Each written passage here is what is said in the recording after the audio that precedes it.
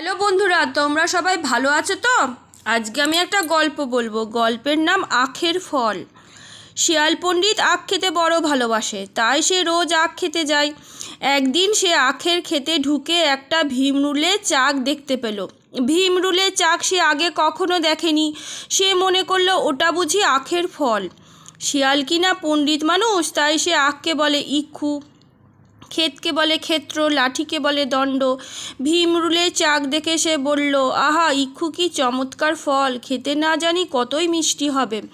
এই মনে করে সে সেই ভীমরুলের চাক খেতে গিয়েছে। অমনি সব ভীমরুল বেরিয়ে কি মজাটাই তাকে দেখাতে লাগলো।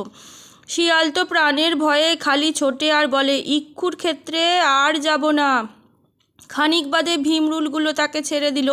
তখন সে ভাবল, ক্ষেত্র তো রোজই যায়, তাতে তো কিছুই হয় না, ফল খেতে গিয়ে আমারই বিপদ হলো। তবে আর ক্ষেত্রে যাব না কেন, ফল না খেলেই হলো।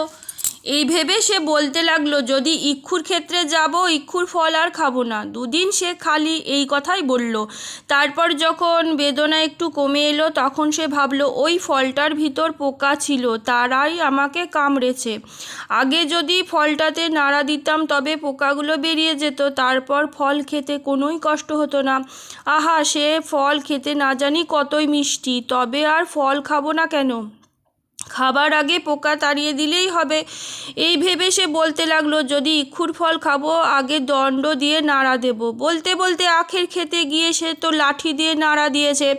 অমনি আর যাবে কোথায়, ভীমরুলের দল এসে তাকে কামড়ে আধমরা করে তবে ছাড়লো। সেই থেকে সে আর ইক্ষুর ফল খেত না। এরপরে আর একটা গল্প, হাতির ভিতরে শিয়াল। রাজার যে হাতিটি, তার আর সকল হাতির চেয়ে ভালো আর বড় আর দেখতে সুন্দর, সেটাই তার হস্তি। সেই হাতিতে চড়ে রাজামশাই চলাফেরা করেন আর তাকে খুব ভালোবাসেন।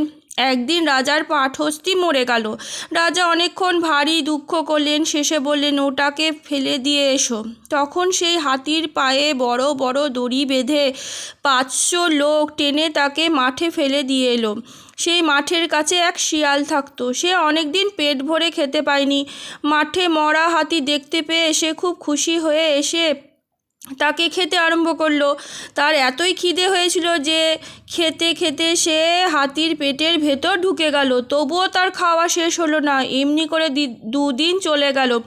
তখন সে হাতির পেটের ভেতর বসে কেবলই খাচ্ছে। ততদিন রোদ লেগে চামড়া শুকিয়ে হাতির পেটের ফুটো ছোট হয়ে গেছে, আর শিয়ালও অনেক খেয়ে মোটা হয়ে গেছে। তখন তো আর ভারী মুশকিল হলো। সে অনেক চেষ্টা করে হাতির পেটের ভেতর থেকে বেরোতে পারল না। এখন উপায় কি হবে?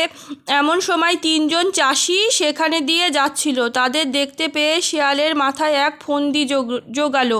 সে হাতির পেটের ভেতর থেকে তাদের ডেকে বলল, ওহে ভাই সকল, তোমরা রাজার কাছে একটা খবর দিতে পারবে? আমার পেটে যদি 50 কলসি ঘি মাখানো হয়, তবে আমি আবার উঠে দাঁড়াবো। চাষিরা তাতে ভারী আশ্চর্য হয়ে বলল, শোনো শোনো, হাতি কি বলছে, চলো আমরা রাজামশাইকে খবর দিই গা।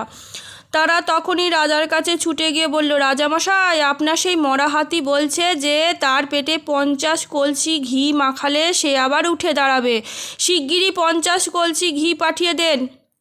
এই কথাই রাজামশাই যে কি খুশি হলেন, কি আর বলবো। তিনি বললেন, আমার হাতি যদি বাঁচে, 50 কলসি ঘি আর এত বড় কথা কি, 1000 কলসি ঘি নিয়ে তার পেটে মাখাও। তখন 1000 মুঠে 1000 কলসি ঘি নিয়ে মাঠে উপস্থিত করলো। 2000 লোক মিলে সেই ঘি হাতির পেটে মাখাতে লাগলো। 7 দিন খালি আনো ঘি ঢালো ঘি ছাড়ার কোনো কথাই শোনা গেল না। 7 দিন পরে শিয়াল দেখলো যে হাতির চামড়াটা ঢের নরম হয়েছে, পেটের ফুটো ঢের বড় হয়েছে। এখন সে ইচ্ছে করলে বেরিয়ে আসতে পারবে। তখন সে সকলকে ডেকে বলল, ভাই সকল, এবার আমি উঠবো, তোমরা একটু সরে দাঁড়াও, নইলে যদি আমি মাথা ঘুরে তোমাদের ওপর পড়ে টরে যাই। তখন ভারী একটা গোলমাল হলো। যে যাকে সামনে পাচ্ছে তাকেই ধাক্কা মেরে বলছে, আরে বেটা, শিগগির সর, হাতি উঠছে, ঘাড়ে পড়বে। এ কথা শুনে কি কেউ আর সেখানে দাঁড়ায়? ঘিটি সব ফেলে তারা পালাতে লাগলো। একবার চেয়েও দেখলো না হাতি উঠেছে কি পড়ে আছে। তা দেখে শিয়াল ভাবলো এই বেলা পালাই। তখন সে তাড়াতাড়ি হাতির পেটের ভেতর থেকে বেরিয়ে ছুট। আজকের মতন গল্প এইটুকুনি। কেমন লাগলো জানাবে। ভালো থাকবে আর খুশি খুশি থাকবে।